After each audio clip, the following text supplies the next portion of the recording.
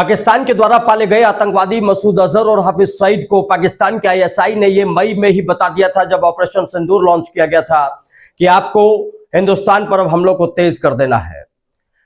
उसी वक्त हाफिज सईद और मसूद अजहर दोनों ने भारत में अपने मौजूद आतंकी सेल यानी कि स्लीपर सेल को एक्टिवेट कर लिया था और वो लगातार एक्टिवेट होकर भारत को बम धमाकों से दहलाने की तैयारी कर रहे थे।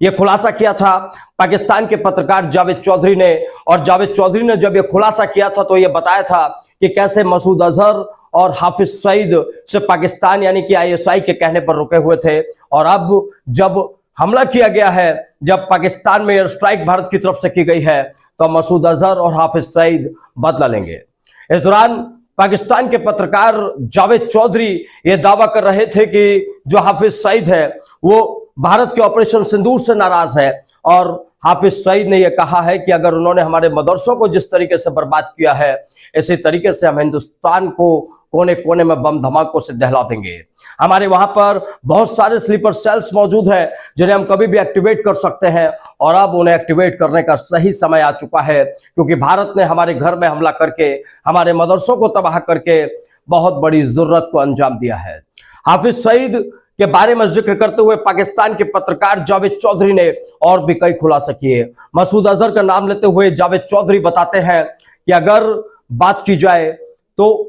मसूद अजहर भी पूरे तरीके से अपने स्लीपर सेल्स को यहां पर एक्टिवेट कर चुका है, और जिस तरीके से मसूद अजहर और हाफिज सईद को फ्री हैंड दिया गया दिल्ली बम ब्लास्ट से पहले, पाकिस्तानी पत्रकार ने मई 2025 यानी कि जब ये पूरा घटनाक्रम होता है तो उससे 6 महीने पहले जावेद चौधरी ने इस बात का खुलासा कर दिया था। तो अब सवाल उठता है कि जावेद चौधरी की बात को क्या हमारे देश की सुरक्षा एजेंसी ने सुना था, और अगर जावेद चौधरी की बात को सुना था तो क्या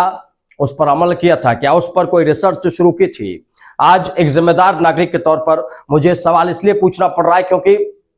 बहुत सारे लोग जो मारे गए, कश्मीर में पुलिसकर्मी मारे गए जो बम विस्फोट की जांच के दौरान, दिल्ली बम धमाके में